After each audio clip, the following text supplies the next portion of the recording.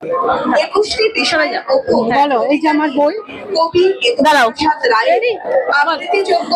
আমার এই বইটার দিদার, এই বইটা তোমার জীবনমুখী লেখা নিয়ে লেখা।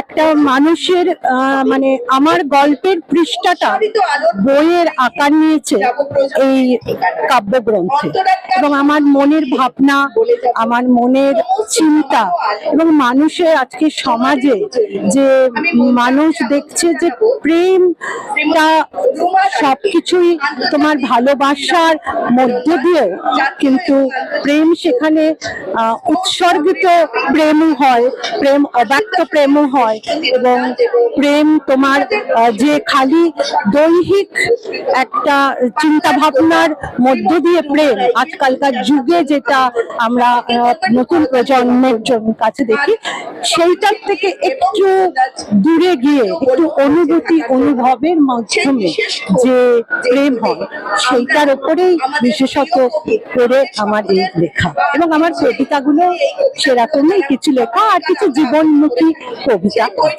তোমার এই বইটা তাও কতদিনের ফসল, মানে কতদিন লেগেছে? এইটা তোমার বলতে পারো আমার এটা 1.5-2 বছরের লেখার ফলস্বরূপ এই বই।